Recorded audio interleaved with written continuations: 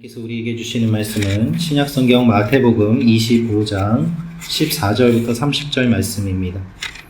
또 어떤 사람이 타국에 갈 때 그 종들을 불러 자기 소유를 맡김과 같으니 각각 그 재능대로 한 사람에게는 금 5달란트를, 한 사람에게는 2달란트를, 한 사람에게는 1달란트를 주고 떠났더니 5달란트 받은 자는 바로 가서 그것으로 장사하여 또 5달란트를 남기고 2달란트 받은 자도 그같이 하여 또 2달란트를 남겼으되 1달란트 받은 자는 가서 땅을 파고 그 주인의 돈을 감추어 두었더니 오랜 후에 그 종들의 주인이 돌아와 그들과 결산할세 5달란트 받았던 자는 5달란트를 더 가지고 와서 이르되 주인이여 내게 5달란트를 주셨는데 보소서 내가 또 5달란트를 남겼나이다. 주인이 이르되 잘하였도다. 착하고 충성된 종아, 내가 적은 일에 충성하였음에 내가 많은 것을 내게 맡기리니 내 주인의 즐거움에 참여할지어다 하고 2달란트 받았던 자도 와서 이르되 주인이여 내게 2달란트를 주셨는데 보소서 내가 또 2달란트를 남겼나이다. 그 주인이 이르되 잘하였도다. 착하고 충성된 종아, 내가 적은 일에 충성하였음에 내가 많은 것을 네게 맡기리니 내 주인의 즐거움에 참여할지어다 하고 1달란트 받았던 자는 와서 이르되 주인이여 당신은 굳은 사람이라 심지 않은 데서 거두고 해치지 않은 데서 모으는 줄을 내가 알았으므로 두려워하여 나가서 당신의 달란트를 땅에 감추어 두었었나이다. 보소서 당신의 것을 가지셨나이다. 그 주인이 대답하여 이르되 악하고 게으른 종아, 나는 심지 않은 데서 거두고 해치지 않은 데서 모으는 줄로 내가 알았느냐. 그러면 내가 마땅히 내 돈을 취리하는 자들에게나 맡겼다가 내가 돌아와서 내 원금과 이자를 받게 하였을 것이니라 하고 그에게서 그 1달란트를 빼앗아 10달란트 가진 자에게 주라. 무릇 있는 자는 받아 풍족하게 되고 없는 자는 그 있는 것까지 빼앗기리라. 이 무익한 종을 바깥 어두운 데로 내쫓으라. 거기서 슬피 울며 이를 갈리라 하니라. 아멘. 오늘 말씀은 달란트 비유입니다. 달란트 비유는 연속되는 3가지 비유의 마지막 내용입니다.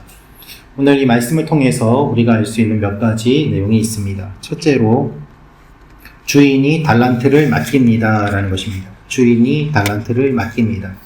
우리 14절, 15절 말씀 같이 읽겠습니다. 시작. 또 어떤 사람이 타국에 갈 때 그 종들을 불러 자기 소유를 맡김과 같으니 각각 그 재능대로 한 사람에게는 금 5달란트를, 한 사람에게는 2달란트를, 한 사람에게는 1달란트를 주고 떠났더니 아멘. 마태복음 24장의 종말과 재림에 이어서 25장은 어떻게 구체적으로 종말과 재림을 준비해야 되는지 주님이 알려주시는 내용입니다. 첫 번째 비유는 현명함과 신실함을, 두 번째 비유는 현명함을, 세 번째 비유는 신실함을 강조하는데 오늘 달란트 비유는 주인이 자신의 소유를 종들에게 맡기는 것으로 시작됩니다. 여러분, 주인이 종을 믿지 않으면 자신의 것을 맡길 수 없을 것입니다. 특별히 5달란트, 2달란트, 1달란트나 되는 이 많은 돈들을 종들에게 맡겼다는 것은 이 종들을 주인이 그만큼 신뢰하였다는 것입니다. 또한 그냥 맡기지 않습니다.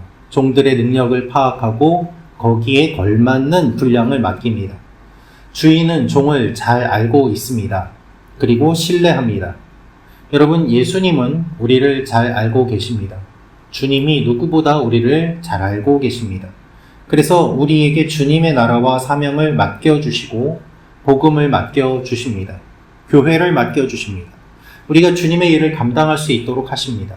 이것이 주님께서 우리에게 은혜와 능력을 주시는 이유입니다. 주님이 우리의 모든 것을 아시고 이 모든 것을 아시는 주님이 주님 나라를 위하여 우리가 그 일들을 할 수 있도록 그리고 주님과 동행하며 풍성함을 맛볼 수 있도록 우리에게 많은 것들을 맡겨주십니다. 오늘도 하나님께서 우리에게 많은 것들을 맡겨주십니다. 시간과 기회와 또한 오늘 하루의 삶을 우리에게 주십니다. 이 하루를 주님께서 우리에게 주셨음을 기억하며 주님과 동행하며 나아가는 여러분과 제가 되기를 소망합니다. 두 번째로 알 수 있는 것은 주인이 결산할 때가 있습니다 라는 것입니다. 주인이 결산할 때가 있습니다. 19절 말씀 같이 읽겠습니다. 시작. 오랜 후에 그 종들의 주인이 돌아와 그들과 결산할세. 여러분, 주인이 맡겨두고 그저 안 오고 계속 있는 것이 아니라 반드시 돌아올 때가 있음을 이야기하고 있습니다. 그런데 19절 말씀을 보면 오랜 후에라고 되어 있습니다. 이미 주인은 종에게 여러 기회를 주었고 오랜 시간을 주었습니다. 충분한 기회와 시간을 준 것입니다.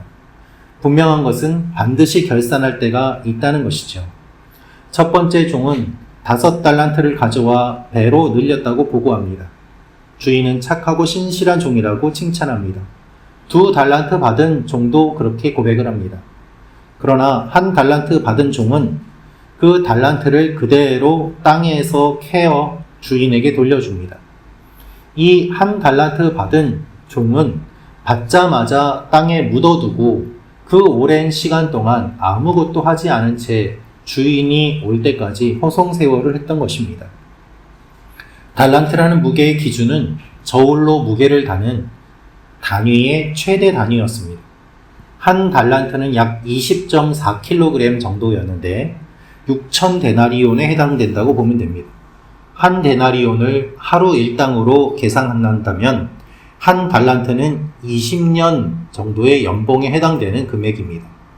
한 달란트가 그 정도라면 5달란트는 100년치 연봉에 해당하는 금액입니다. 한 달란트도 결코 적은 돈은 아닙니다. 그러나 그 많은 돈을 그는 땅속에 그냥 묻어두고 아무것도 하지 않은 것이죠. 주인이 맡겼다면 주인은 결산합니다. 반드시 그럴 때가 찾아옵니다. 그것을 우리가 기억해야 합니다. 하나님께서 우리에게 은혜와 은사와 능력을 주셨다면 그것을 어떻게 사용하였는지 주님이 반드시 우리에게 물어보실 때가 있습니다.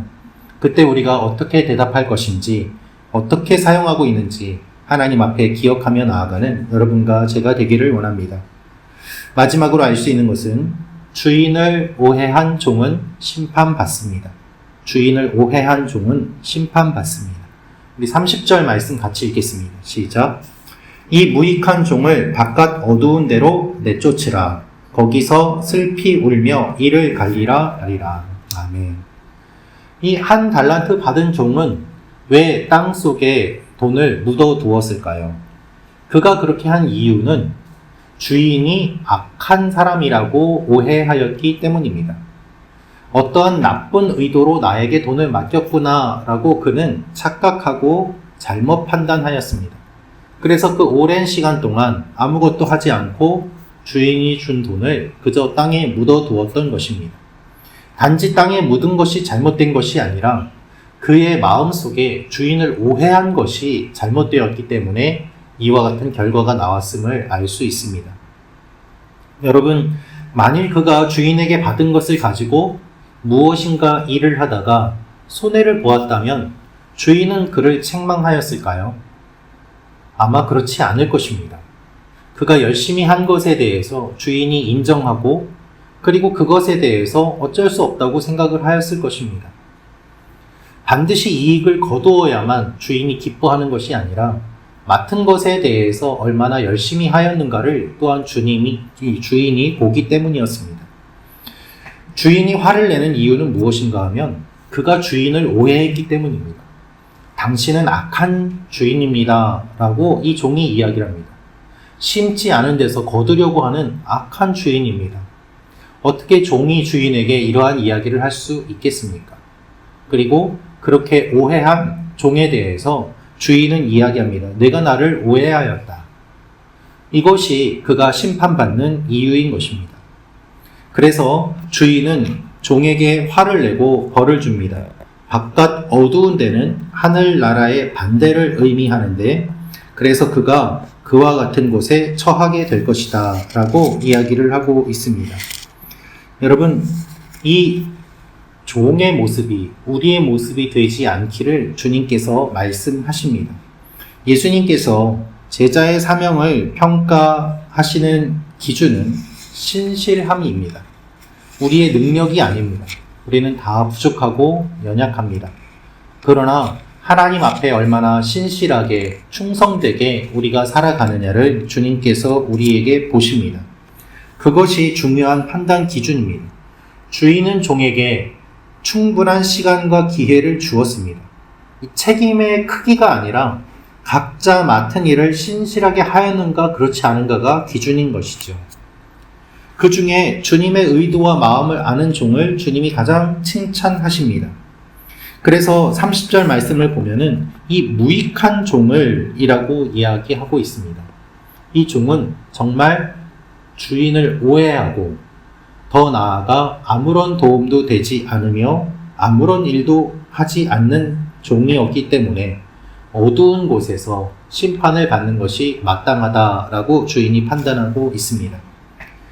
오늘 주님께서 우리에게 원하시는 것은 무엇인가 하면 우리가 주님을 잘 알고 있는가입니다.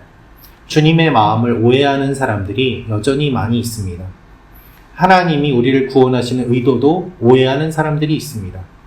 교회에서 예배드리는 그 자체도 오해하는 사람들이 있습니다. 주님께서는 우리가 주님의 성품을 잘 기억하고 주님의 마음을 헤아리며 나아가는 사람이 되기를 원하십니다.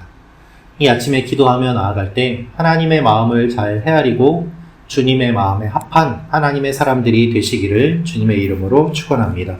기도하겠습니다.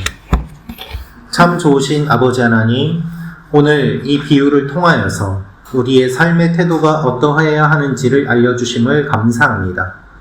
우리에게 주신 기회와 은혜와 은사를 기억하며 주님과 동행하며 살게 하시고 하나님을 오해하지 아니하고 주님과 함께 인생의 길을 걸어가는 기쁨을 맛보아 아는 주의 자녀들이 되게 도와 주시옵소서. 오늘도 주님 전에 나와 기도하는 우리의 기도에 귀를 기울여 주시고 여러 상황과 환경으로 나오지 못한 믿음의 지체들을 주님께서 붙잡아 주시며 어디에 있든지 하나님께서 동일한 은혜를 허락하여 주시옵소서. 원근 각지에 있는 우리 교회 성도님들 주님께서 붙잡아 주시고 오늘도 하나님께서 함께 하시는 간증과 기쁨이 넘치게 하시고 원근 각지에서 좋은 소식들이 들려오게 하여 주옵소서. 예수님의 이름으로 기도합니다. 아멘.